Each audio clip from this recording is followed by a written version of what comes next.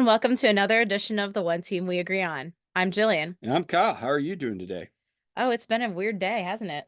It has been a weird day. We had the eclipse. Turn around. Okay, let's not get into that. No. But it's been an exciting weekend. I mean, shout out first to the U17s winning the GA Cup. Former guest Neil Pierre hitting the game-winning PK. So that was exciting. I And was. then, of course, the Union getting the W in Nashville. I mean, that was a big weekend, and now they sit alone as probably gonna jinx us, the only undefeated. Yeah, I've been refraining on saying that Yeah. really, So anyway, but we know what the deal is. yeah. So if you're listening, you know the deal. But anyway, we got a good friend of the show, a former multiple time guest. We'll not go Not into former, he still is a multiple time guest. well, yes, yeah, Yes, true. how many times are we at now? Like 6 times? I don't even know. I I don't know don't care. who's But keeping anyway, track anymore. ladies and gentlemen, back from Nashville, literally back this morning from Nashville. He is the host of the Free Kick Pod and a good friend of ours and somebody we are talk to daily. Our good friend Todd Lewis. Todd, how you doing? Man, I'm doing great, but I thought that we would go ahead and continue singing Total Clips of the Heart, but I guess we're not going to do that Ah, I because know, Kyle Kyle. said just stop. Like, what are I we doing, Kyle? know. I You know. really want to hear me sing? Every now and then I get a little bit lonely 'cause you're up in the press box. Turn around.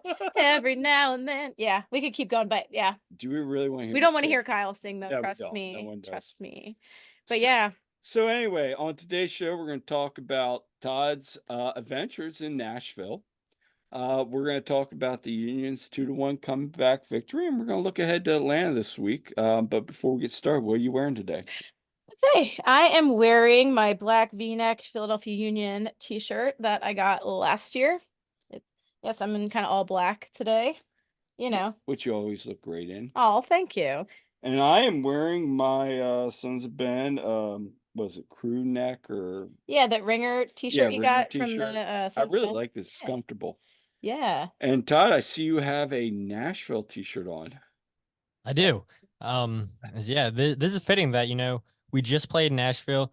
Jillian's wearing all black. Johnny Cash, right? That's what I was There you going go. for. See, you get it. Nashville. You have Nashville colors on technically, Kyle. I mean, that's closer to the Nashville colors than the Union colors. This is So this true. might be a Nashville podcast. But yeah, I'm wearing this shirt that says Nash. It's from the Nash Collection Company in Nashville. A really cool company that, takes a spin on old vintage clothes over the years of Nashville and makes it modern and a little bit pricey, but it was worth it.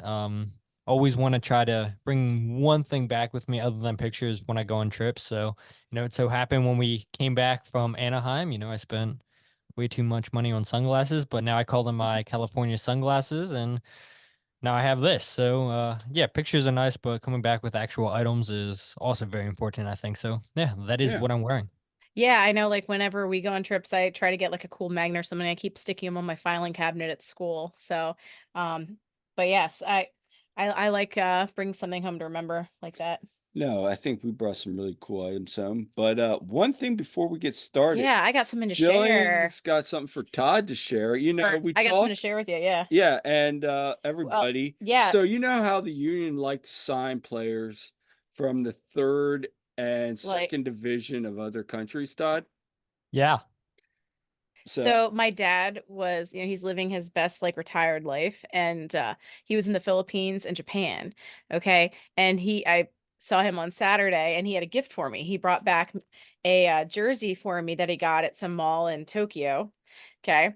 It is from ooh, S Pulse, which is in like the second league in Japan. Yeah. So for anyone just listening, it is orange and yeah. So there you have it. they've been in the J League, Mhm. but like I was like, who?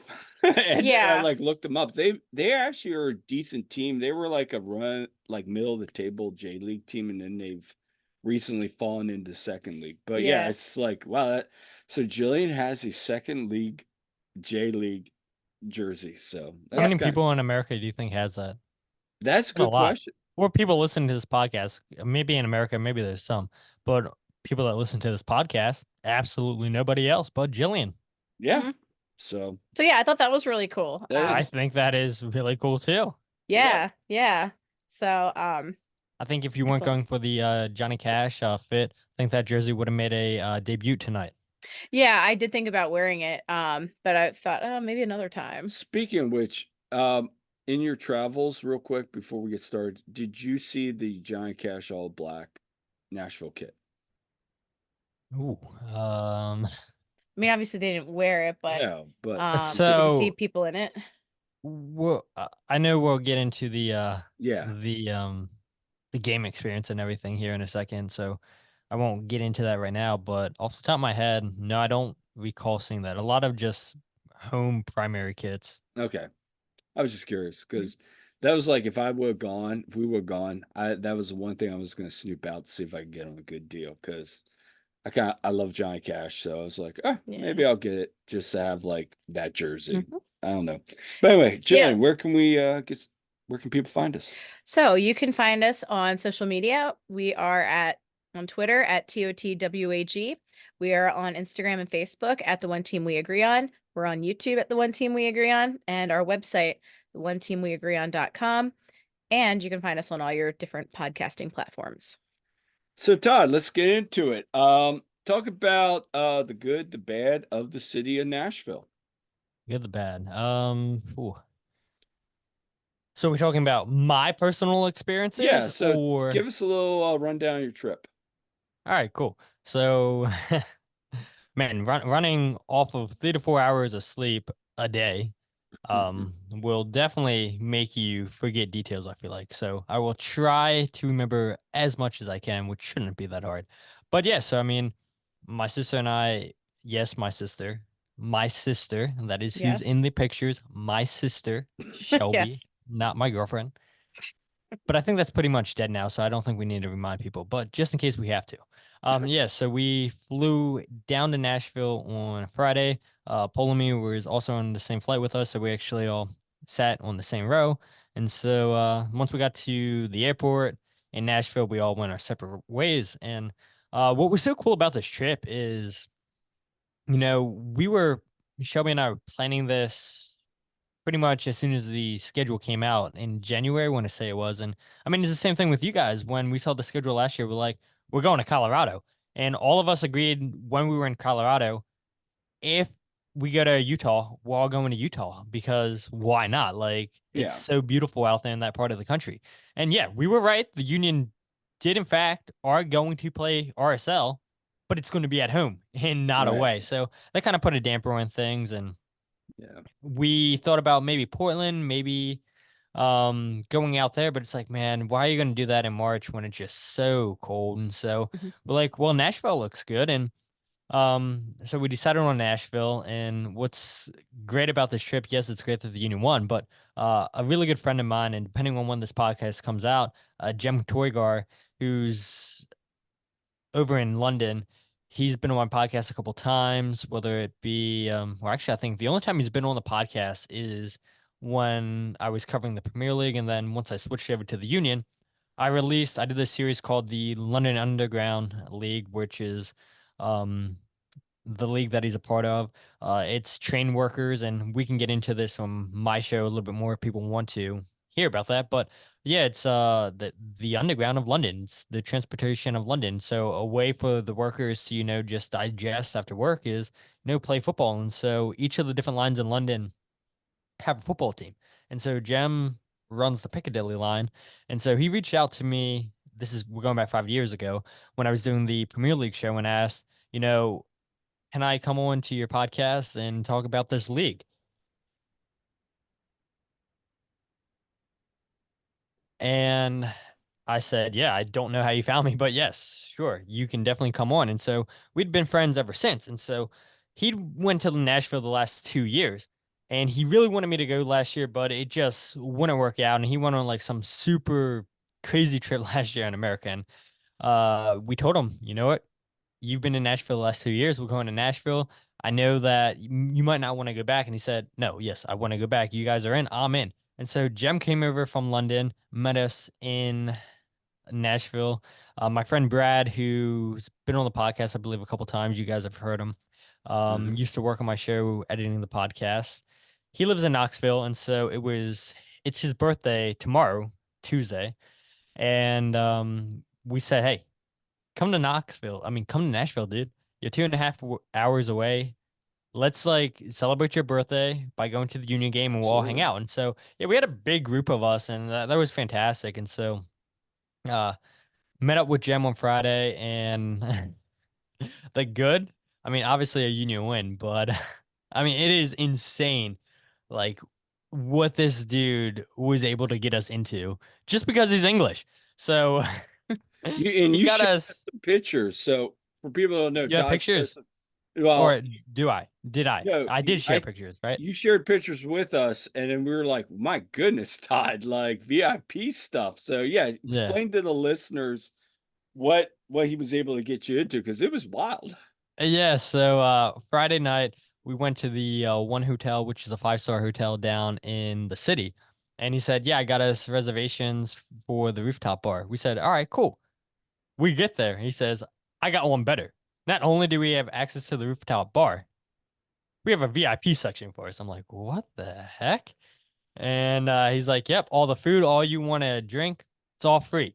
They're taking care of us." I said, "You cannot make this up." And so, yeah, I mean, we're just chilling on the one rooftop bar in the VIP lounge. People are looking at us like, who the hell are these people? Like, what makes them so special? And Jem had made friends with the GM and a couple of the workers the last 2 years he was in Nashville. And so, they said, next time you're in town, we'll take care of you. And so that's essentially what they did. But this one worker came up to him that he's never met before and said, "You're from England?" And I'm sure we'll get into this maybe a little bit more on my podcast or whatever, and maybe he'll tell the story a little bit better than I am. But she's like, there's this bar called Pushing Daisies, I believe it's called, and I have a friend who's a manager there. If you guys can get to this bar in 30 minutes, she'll get you guys VIP section. And we said, okay. And so we go from the one hotel to Pushing Daisies. And yeah, same thing, dude. I mean, they have a section of the bar, and this is a bar that's underground, and they have a gigantic table for us. We're like, what is going on? And again, same thing. People are looking at us like, who are these? Because, people were telling us, the workers, yeah, typically when this happens, when people are sitting at these are like artists or athletes and everything. And so people are like, you can tell they're looking at us, trying to figure out who we are. And, I'm like, yeah, they saved these tables for me, the Free Kick podcast. Don't you know Yeah, who this is? Of course, it's VIP treatment for the Free Kick. I didn't say that, no. But you yeah, it was should so have. You crazy. really should have. Hey, that's a way to go ahead and get the word out, right? What's the Right. Free Kick podcast? And then look, all these people, they've been missing something in the life, and now they wouldn't be missing it anymore. So yeah, we're out pushing daisies, and Jem, he's a character. This dude talks to anybody and everybody. Just he's there for the vibes. And so we met these two girls named Kylie and Laura. And so they hung out with us for maybe like 2 hours, maybe I'd say. And then Shelby and I got tired, and we headed back to our hotel, which was on Vanderbilt University's property, essentially, in a section of the city called Hillsborough.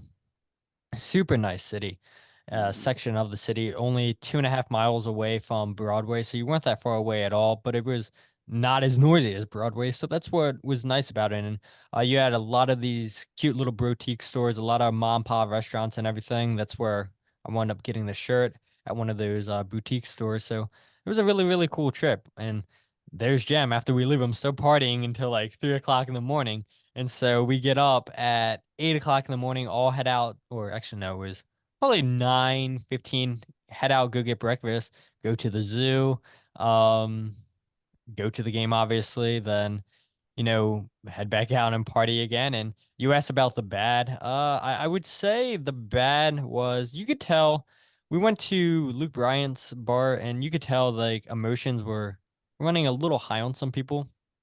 And I was feeling droggy and everything, and I wasn't like I could feel my awareness going down around like 1:30 in the morning. I'm like, yeah, it's probably not safe for me to be out here if I'm not aware of my surroundings. So I headed back to my hotel, and then as I'm leaving the hotel, I'm seeing all these people like getting arrested, cops coming everywhere. I'm like, what the hell is going on? And I guess people were fighting or whatever, alcohol makes you do. So I would say that was the bad. Or you could say what's even worse is when we were at the airport, my sister said, Morgan Wallen was down on Broadway. And if people Yeah. don't know who Oh, Morgan Wallen is, he's a yeah. huge, Yeah. probably the biggest country star right Oh, my now. sister loves him, Kendall. And Yeah. Morgan Wallen was at Eric Church's brand new bar that opened up on Friday. And Hmm. this is a 6-story building. Apparently, he picks up a chair, throws it down on Broadway, almost hits 2 cops. And I'm like, what the hell? Like, how intoxicated do you have to be? So Yeah, I heard the about that. Yeah. Yeah. I'm like, dude, we should have went down to Broadway on Sunday night because we could have saw Morgan Wallen and saw this drama unfold. A chair getting thrown off of a rooftop bar. Like, dude, what goes through your mind? It makes no sense to me. But like we said earlier, alcohol can make people do some crazy things. But I would say those 2 moments, people getting arrested and Morgan Wallen throwing a chair down and missing cops. I mean, he is very fortunate that nobody got hit on Broadway because it's so Oh, busy down there. oh, So how dude. nobody Mhm. got hit by a chair, that's crazy. But I saw a yeah, I mean, video of it coming down. Yeah. There was somebody had one on Twitter of the chair coming down. And I'm like, wow, that is really lucky. Hmm. So, I mean, yes, overall thoughts on Broadway. Is it really a true tourist trap? yes, 100%. That's what everybody says. So I was there when I used to go to Nationals because Nationals used to be at the Tracy Collin Natatorium there at Vanderbilt when I was a kid, and yeah, I've been to Opryland. I don't think I ever went to the zoo. What was your thoughts on the zoo? Somebody enjoys the zoos as much as we do. What is your thought on the zoo? It was Yeah, nice. Shelby, first thing Shelby said to me, she's like, Kyle and Jillian are gonna love this. I That's like literally remember what it. she said. I remember it being good, but we were in the middle of prelims finals, so we just kind of went through it like really quick. I don't remember too much about it. I was also like 14 at the time. So yeah, it's Yeah, I like think first. Shelby said she would rank that as her second favorite zoo, with Eh, Cincinnati being the best. She's been to like, I don't know, 5, 6 different zoos. Um, she thought highly of it. I thought it was nice and everything, but honestly, dude, getting 3, 4 hours of sleep, I'm like, I'm right. so Hmm. tired, dude. Like, I'm enjoying this, but I'm like, I could also go for a nap during the afternoon. So yeah, it was cool. It was cool. And also got to go to these 2 music venues on Friday called the End and Exit In. And if people aren't familiar with them, I don't blame you at all. It's not the Ryman or the Opry that people will obviously know. But the whole reason I wanted to go here is because my favorite band, they're called Paramore. They're from Franklin, Tennessee, which is just outside Nashville. And so they had played 3 shows at each of these venues. And so I just wanted to go there. I couldn't go inside of it, but taking pictures outside of it and being where they played. And the cool thing about Exit In is, so in 2017, I think that's when Paramore last played there. And that's their first show back with Zach Farrow, who was their founding drummer. He had left the band in 2010 with his brother Josh Farrow. And then Zach came back in 2017, and that's where they opened welcoming Zach back was at the Exit In. So yeah, it was pretty cool. Walking outside the music venues there, super small venues, which I love these kind of venues Oh, because me too. you can be intimate with the artists, and yeah, it's cool. I mean, hearing and seeing thousands upon thousands of people, but when it's a couple hundred, less than 100 people, yeah, there's something special about those kind of concerts. So hopefully that answers your questions for an answer that took like 20 minutes long. No, it's all good. Yeah, I appreciate those kind of small places. We had a place in Lancaster, the Chameleon Club, which closed not that long ago, but that place was a great venue. We get big acts in there, so it's always fun seeing bands like that. Are there so are there any places you want to check out again in the future? Man, I'll be honest with you guys. Nashville's probably not at the top of my priority list to go back to visit, like Colorado 100% is. Mm-hmm. And so Gemini said, the next time you're ever here in America, we're going to Colorado because he's never been to Denver and he's Nice. heard me talk it up so many times. So he's like, yeah, I'm going there. Um, maybe checking out some of the actual music being played and not so much the nightclubs on top of the Mhm. bars and everything. Because I appreciate local music, and that's something that I didn't take advantage of. Um, I didn't get to take advantage of. I almost said hot toddies. That's definitely not it. Oh God. What is Martin's barbecue? Everybody Yeah. said you got to go to Martin's. Didn't go to Martin's Hottie Bees. Does that sound right? I don't Hey, know. Hattie bees. B's. Hattie B. Yeah, Yeah, they I have didn't one in go there. Vegas too. Everybody Where we've was had it. talking that up. Did you get some But Nashville hot chicken while I you were did, I there? did, I did, I did. Good. I love Nashville hot chicken. It's good. It's good. I forget the name of the restaurant. I'd give them a plug, even though, I'm not going to get anything from it. But yeah, it was good. I enjoyed it. Wasn't as hot as people said it was going to be, but I also was told, different restaurants have hotter levels than Hmm. others, which makes sense. Hey, bees. When I got the top level, it was pretty spicy, but it was good. Yeah, remember we had that on our anniversary Yeah, at we the did Cosmo. They have a with our one of in our good Vegas. coaching colleagues. Yeah. Yeah, that So lives out there. yeah. So let's get into the game. Union versus Nashville. Obviously, lineup comes out. No Andre, so Oliver's back in net. Hmm. Mikel's out of lineup with plantar fasciitis, which, going on turf this week against Atlanta, I'll talk about this real quick. When Jim said it's plantar fasciitis, what was your first thought, Ty? Because I'm thinking to myself, maybe we got land and we got the bye week. Maybe hold off a little bit on that because that thing, plantar fasciitis, if no one's listening has ever had that, it is painful and it takes a while to heal. Oh, I didn't even hear what it was. I just heard that It it was was a foot plantar injury. fasciitis. So Yeah, Jim kind of said that when he was saying it, he kind of like I don't yeah, he was saying it and I don't think he quite finished. It's like plantar fasci and then yeah, yeah, it's yeah. like that's fasciitis. Yeah. But yeah, anyway. It sounds like it's like something like that with his Yeah, heel. so So, fun. but anyway, so Oliver's back in net, Quinn's up top, and the Union started off this game very flat Very. We're like, what the heck are we doing? for a team that in Nashville that is towards the bottom in the league and plays inside the final third. For a team that really hasn't scored many goals this year, the Union just were kind of on the back foot, and it was just a very odd, Uninspiring. uninspiring first half. So, Todd, you were in the supporters' end. What are your thoughts on that first half? Yeah, not good. um, Yeah, cue the clip. Did you just yeah, feel cue it. like they just were kind of walking through the first half? Like, just nothing was clicking. Like Jim said, we went to three in the back ends presser, but it works for some things. Reason it It went, didn't work but at all. it didn't. It really didn't. And he's like, it was to neutralize Hani. We've all been there, but it really did. They just seemed disorganized and didn't know what they wanted to do. They created zero chances. So, Yeah, I mean, the first thing that Jem said to me was like, "Are you sure this is supposed to be five in the back? Because I'm not seeing it." And then he's like, halfway through the first half, he's like, "Oh, now I see it." Yeah, it just seemed like the players didn't know exactly what positions they wanted to be in. And I talked about mhm, this in my goals breakdown video, where you saw Nashville come out with three midfielders as well as the Union. The Union had McGlynn, Gazag, and Martinez.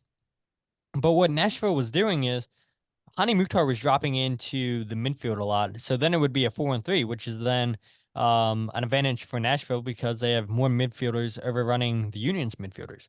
right, And so the Union couldn't get pressure on the ball. They were just lackadaisical. They were just casually walking, I thought. And we saw Nashville actually start this game pressing the Union, right. pulling a Yes, like Union. crazy. And it's like, Nashville's not typically a team that presses. And yeah, you expect the Union to, you know, not have a lot of possession of this ball. They're going to go ahead and try to hit you on the counterattack. But like the Union just never got a chance to get the ball because nobody's pressuring it. And we saw Quinn Sullivan, I believe, have the first chance of this game, and it came on a play of nothing. Damian Lowe, if I'm remembering correctly, plays a long ball up top just to clear it, and then the Union go on the attack with Quinn, Gazag, and Carranza, and then the Union get a shot with Sullivan. You're like, all right, well, after surviving some of that pressure from Nashville, now the Union are going to wake up. And they didn't. It got No, worse. no. And so they eventually give up a goal, which I don't think Nashville was deserving of that goal No. or a goal in general. They did nothing, absolutely nothing to create any chances. They scored that goal because there was no pressure on the midfield. That's exactly what happened. Hani Mukhtar Right. drops into the midfield, and what I was just talking about, where they have the man advantage now, they're overrunning your midfield because nobody's putting pressure on the ball. That's the only reason why Nashville scored. And then Sam Surridge makes a good time run off of Jack Elliott, and then he has a free header in the back of the net. And that was it for Nashville. I believe they only had 2 shots in the second half. Like, this isn't a good team at all. And yes, I know that they were missing Joe Willis, their starting goalkeeper. They were missing Shaq Moore, Walker Zimmerman, two key players for them defensively. No Tyler Boyd or Randall Leal, two Yeah. key players in the midfield for them. I'm not naive. And okay, yeah, that did play into how Nashville played this game, I think. But I said it before the game, whether they have their starting players return to this game or not, that this is a game the Union should win because Nashville's not good. They're not creating chances. They're not scoring goals. They've looked horrible in pretty much every single game they played defensively this season. And it's like this game, like this should be 3 points.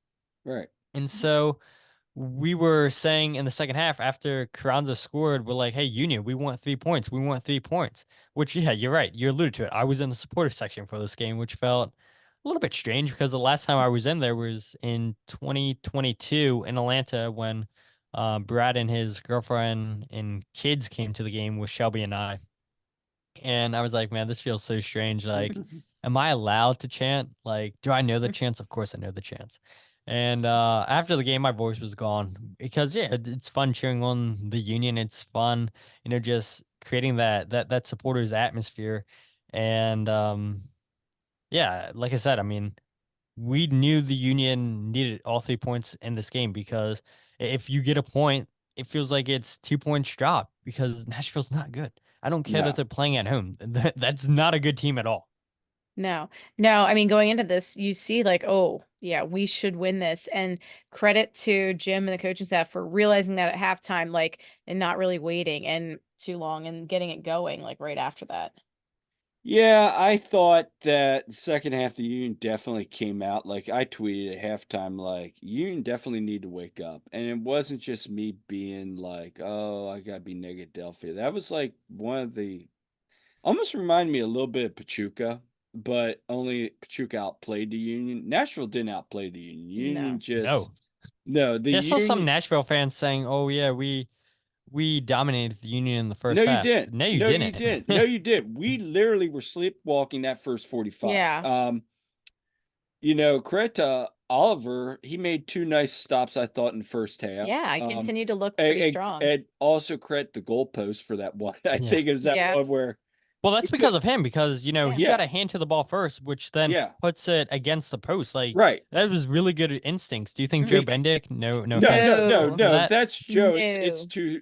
too nothing. At least. I mean, no, you're right. That's the one thing I said to her was that was a play where that's the only play really you could make. I mean, the only other player I feel that would make that would be Andre, maybe Matt Freeze if he was still in this roster. You know what I'm saying? That's just that's an instinctual play, and that's probably Phil was coaching him up on that. Yeah. I feel like, That's yeah, he's getting stronger each time. Like, I think he's learning and learning, and he's, Phil Wedden does a great job with them. And, right. you see Oliver growing confidence each time, I think. I think so too. But I think I want to know what Jim said in that locker room because they came out that first 5 minutes and they were a different team. And I don't know what you thought, Todd, but that nice ball from Martinez, Quinn kind of plays with it, but he instinctually sees right there Julian dropping in and boom, hits him. And, Julian doesn't overthink it and get nervous and sky it. That was my other thing. I was like, they'll sky this. And Yeah, Julian's got like better at minded in that. the second half. Oh my yeah, gosh, yeah, that right. sitter he should have scored on. Yeah, Yeah. he should have scored that. But again, Julian scores it, and then you're like, okay, game on. And then here come, and then also Bizo, Bedoya. Bedoya comes in, brings a level again of calmness. And this is what we were saying in the Calmness, offseason. that leadership. This Yeah. is what the Union were missing, I feel. And I said this on Saturday on the edge of Philly. Like, he's bringing that last 20, 30 minutes, that kind of leadership to close out the game, that, he can go 20, 30 minutes. Yeah, I love this role for him. What do you think? Yeah, for sure. And I actually said at halftime, I was disappointed once the second half started, seeing that Jim made no substitutions, that he Right. stayed with three in the back. And um, talk about a blessing in disguise with Kai Wagner getting injured, which, feels harsh to say, but Yeah. like you do wonder if Kai doesn't get hurt, how much longer does Jim wait to bring in Olivier Bizo and Yeah. Alejandro Bedoya? And as soon as Kai gets hurt, then they move Nate over to the left, and here comes Bizo and Alejandro Bedoya. And I swear that Bizo's first touch of the game was a chance that he created. Yeah. Like he had a good game. Him He and did. Bedoya provided a good spark. And I've talked about this in the past in the podcast, where you could tell there's a real understanding, a real chemistry between Bedoya and Bizo, just like Yes. there's There real are. understanding and chemistry between Quinn Sullivan and Nate Harriel. Like that's Right. the pairing. Like why mess with that? And yes, I know Jim says, well, Bedoya can still play 90 minutes, but it just seems like there's a better understanding between Olivier and Alejandro and Nate Harriel and Quinn Sullivan. And it shouldn't be that hard to figure out because, they've played with each other the longest. Nate and Quinn playing in the academy. You had Bedoya and Biza playing all those years. And so they just know the runs that each other are going to make. They have that chemistry. They have that understanding. It And Olivier Biza played extremely well. Same with Bedoya. And Yeah. I thought Bedoya should have been the change at half. You take off Jack Elliott, who I thought Mhm. was the weakest of the center backs, which, it's no knock on him, but I don't think, and I know Jim says, well, we can play three in the back with these guys. I don't think you can. We saw it last year. Anytime that Jacob Glesnes got pulled out of position when he was out wide, he got beat way too easily. right. Jacob Glesnes isn't good out wide. Damian Lowe trying to play centrally isn't a good combination. But you put two center backs together, and that's when you see good things happen. I Mhm. actually think that Damian Lowe, for as poor as the Union were in the first half, I thought Damian Lowe played really well. In I my did opinion, I too. think he Yeah. was probably the Union's best player of the game.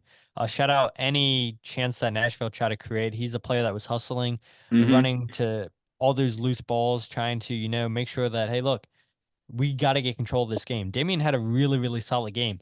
Had a couple chances on set pieces too in the second half. He did. But Yeah. yeah, I think it's a great substitution with Jim bringing on Bedoya. I think the role with Bedoya being a super sub, something we saw El Senior do in his final season, which it made a difference. It did. And yes, I know Jim says that Ali can play 90 minutes. I'm sure he'll tell you that he can play 90 minutes still.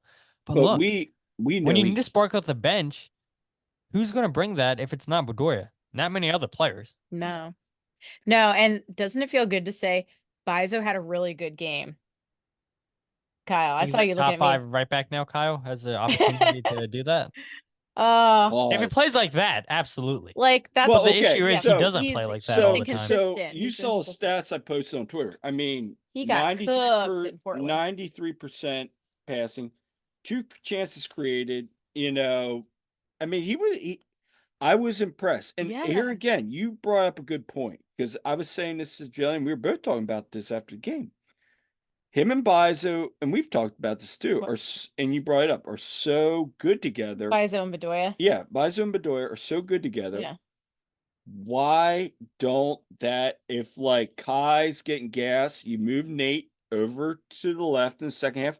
Here's another flexibility on that second half substitution. Maybe this, for Bizo's confidence, is he's a second half stub, moving forward. And maybe he comes in, and when you're chasing a goal and needs to create something, I mean, I thought he was Yeah, you excellent saw on the that. impact he made as soon as Yeah. he came in.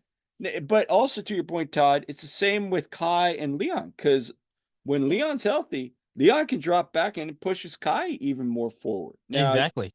and we've talked about this too. I mean, now you're starting to see a little bit with Jack and Kai, but the trust still is developing there, in my opinion. But within time, maybe you'll see it. But I still think once we get Leon back, if he's fully healthy, there's another feather in the hat for Jim too, for To that close second. out games. Exactly. Mhm. Yeah, it Exactly. gives you So options. And yeah. And talking about Jack, I want to give him a shout out, because that beautiful set piece oh my goal goodness. To finish off, and credit to Danny now, 2 goals in 2 games after his a former club and Hungarian National League coach called him out. He's now kind of put, the monkey on his back and said, "Hey, let's go." And he's really stepped his game up, and Yeah. he's starting to play a little bit more confident, I feel. 2 goals from open play. But let's talk about Jack Elliott. Jack Jack McGlynn. McGlynn. What Yeah, what a ball from him on that corner. Oh my goodness. yeah. Perfectly placed. And then it goes to Gazdag, who is unmarked and just heads that in. My goodness. Todd, what do you think about Jack McGlynn getting more and more comfortable with these set piece opportunities this year? Because we're starting to see him. Jim's giving him more and more opportunity. Yeah, I mean, I don't think much of it. I mean, Okay. there really is no debate because, it'd be one thing if, you have a right-footed guy and a left-footed guy, but both him and Kai Wagner are left-footed guys. Both of them are the set piece takers. And so I think both of them play fantastic balls into the middle on corner kicks. Both of them play really good free kicks. So I don't really notice any difference when Kai's taking them compared to Jack or Jack taking them compared to Kai.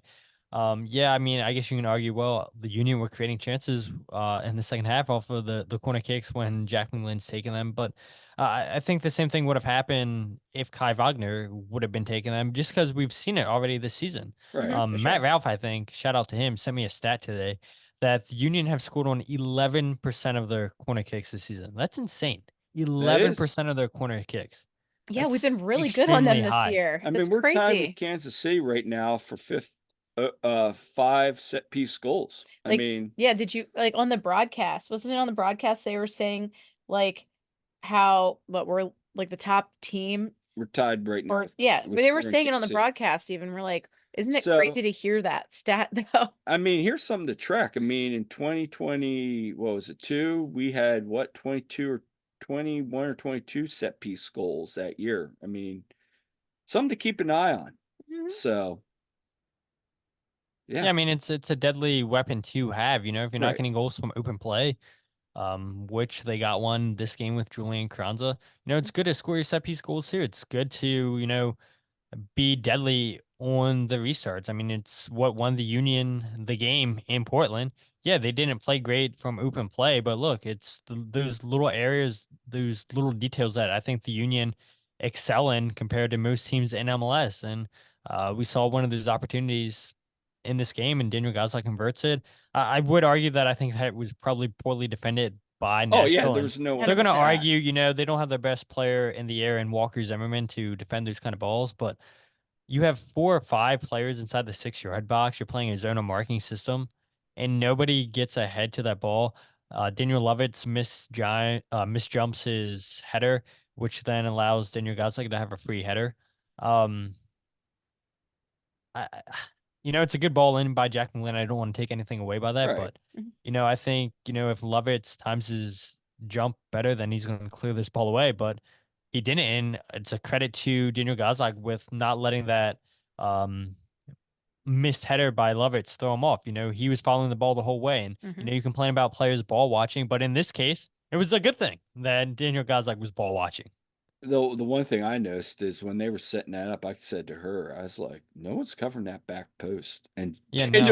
Daniel's just standing there. I'm like, somebody needs to cover this. He puts that over towards him. That's gonna be trouble, and sure enough. So Sure Is it enough. weird that that's back-to-back games now that nobody's marked Daniel Gazdag on those set pieces? I love how Jim, and when I forget who it was it Joe or Jose asked him like about Daniel, and like Jim just keeps saying he's invisible. And I'm like, what?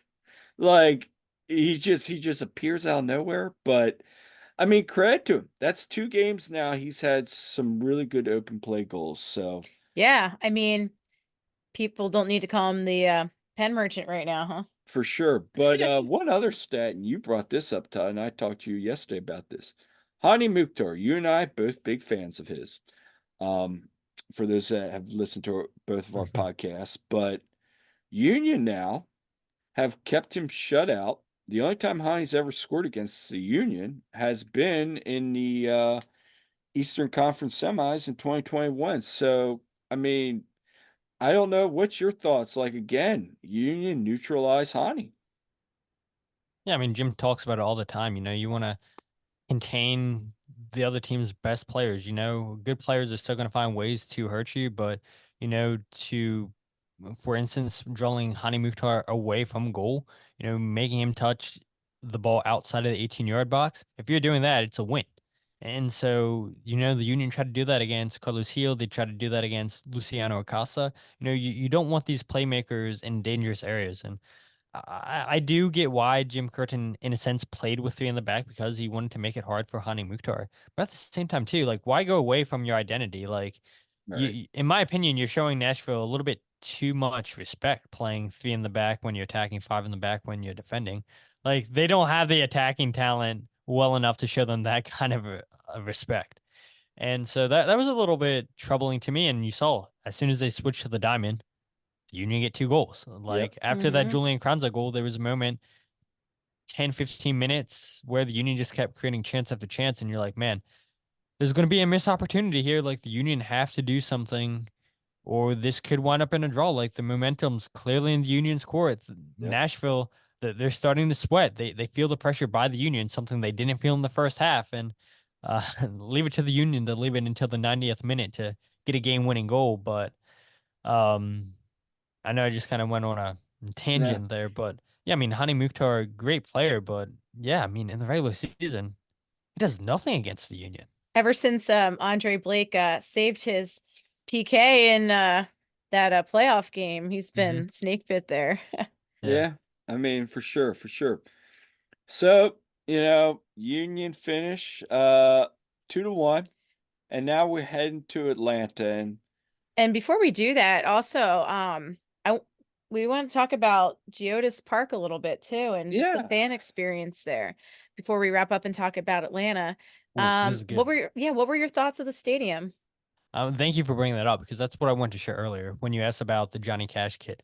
Yeah, this is the weirdest experience I've ever had at an away stadium. So, I Really? mean, I've been to, as a fan, Atlanta twice, DC United, I've been to, Cincinnati, I've been to, and now Nashville. So that's three different stadiums that I've been to as a fan.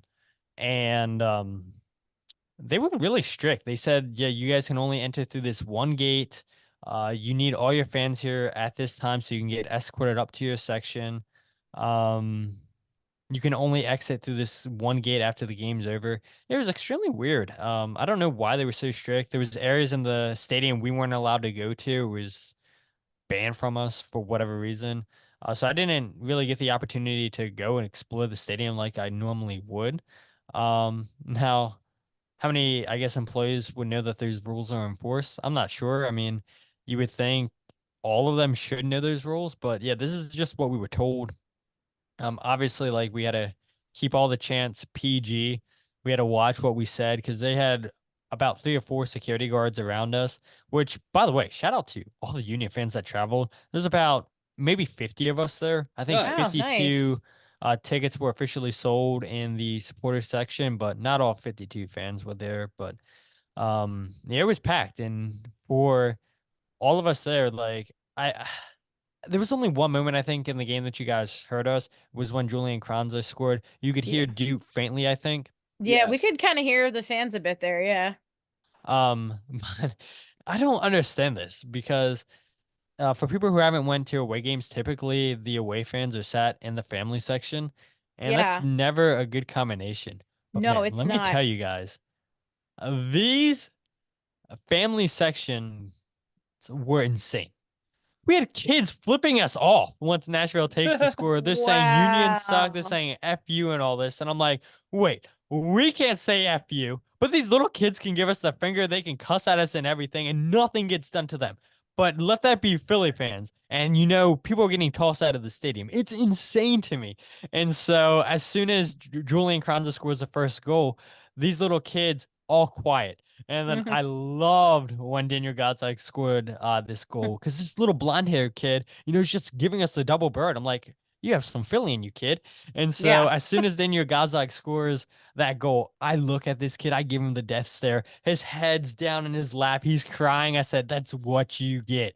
And like these kids are just so stunned. Like, I don't care. I do not care that I stare down a little kid. You want to give me crap, you can take it. You can Yeah. give it, you can take it. And man, these little kids, they were mortified watching their team blow a 1-goal lead, not create any chances in the second half. And it's all good and fun. And Yeah. That's I was just hilarious. really, really, really proud of all the Union fans and um, the chanting. I mean, all 50 of us, I'd say that we chanted for 80% of that game.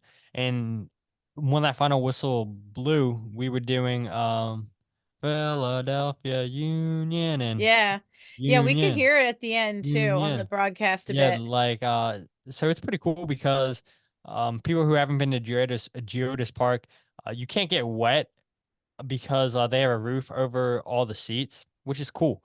And so that obviously is going to make the noise a lot louder. Oh yeah. Right. That's how it And is it's for just us in like echoing, Red you're Bull. going up and it Yeah. echoes down.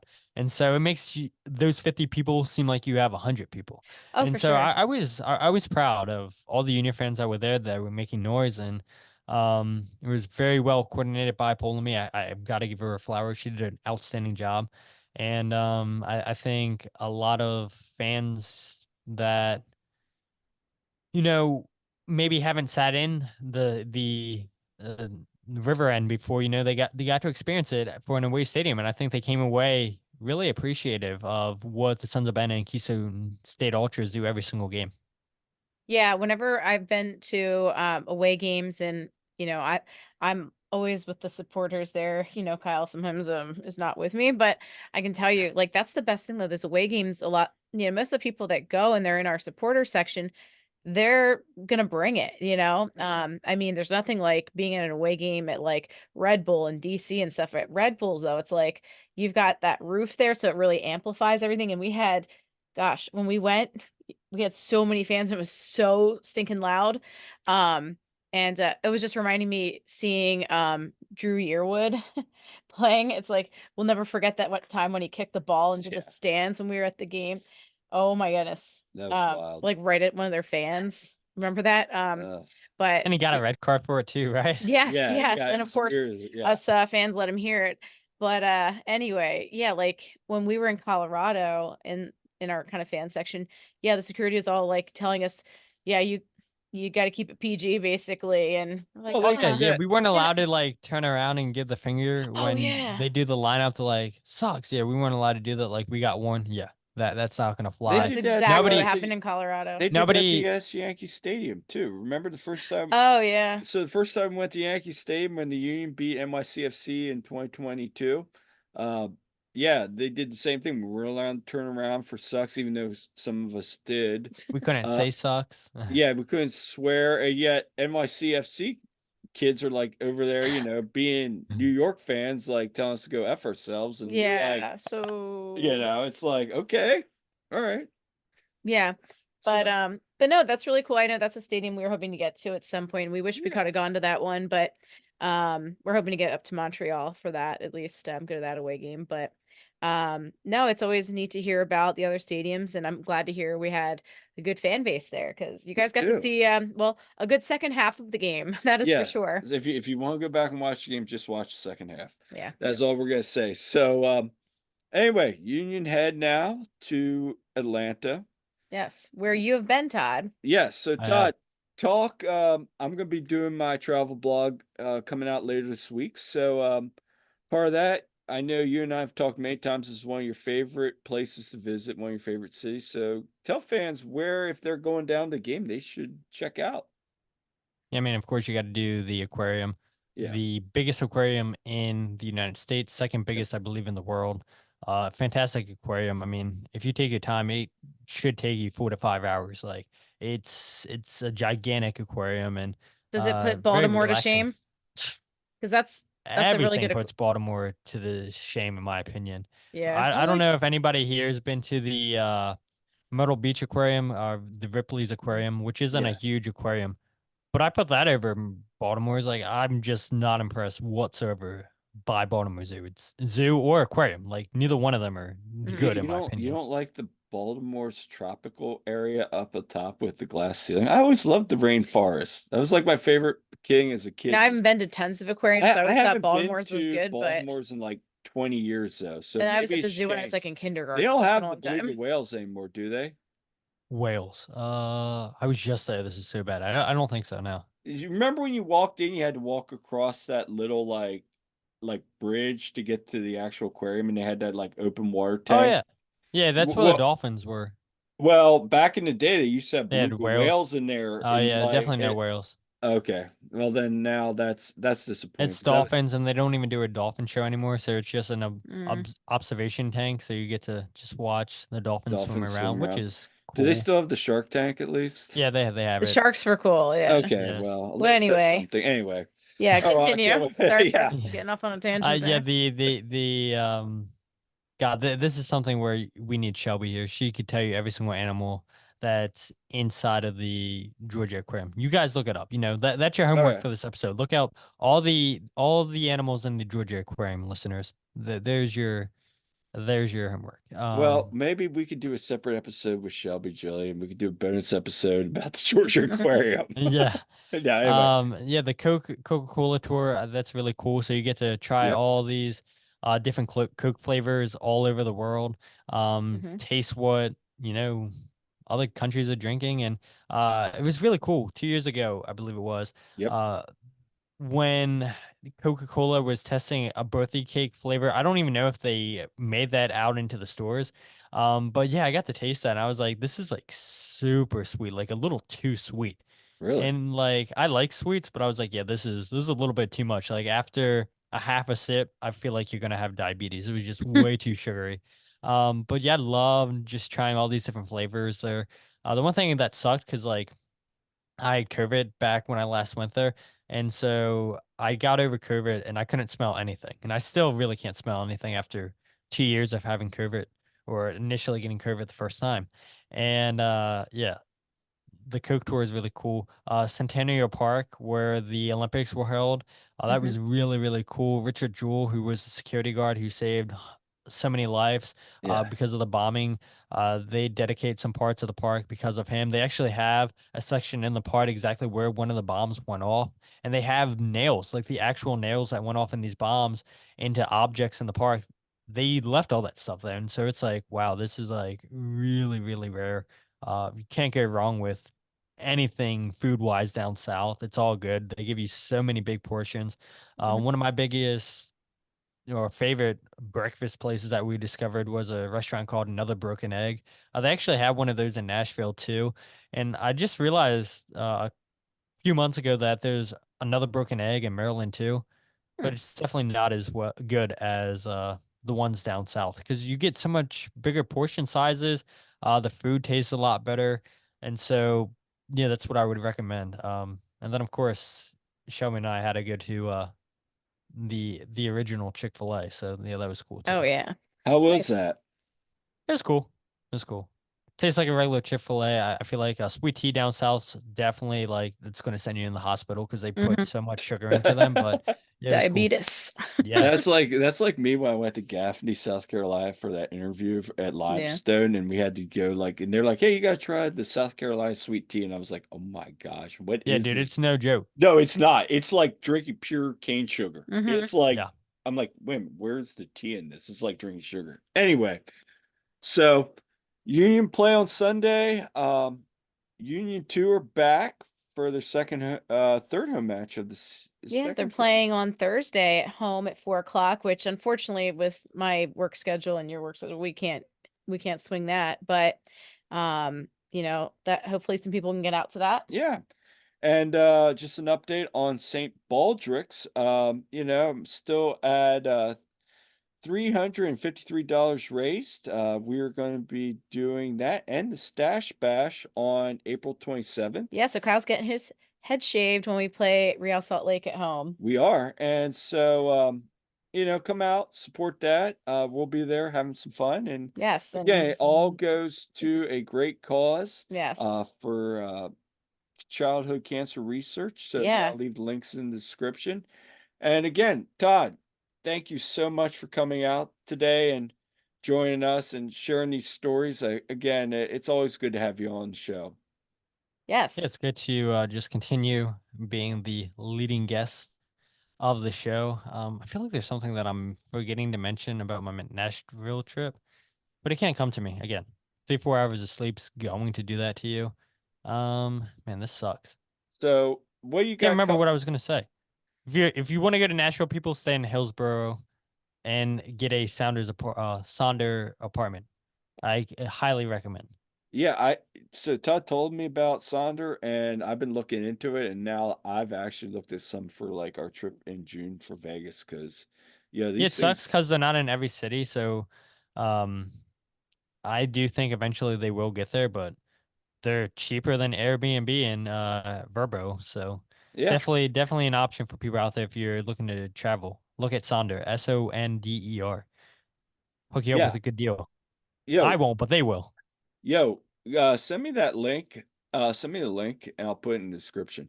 So anyway, so where can people find you and what you have coming up on your next episode of the Free Kick? Oh man, people can find me on Twitter, Instagram, or Facebook at Free Kick Pod.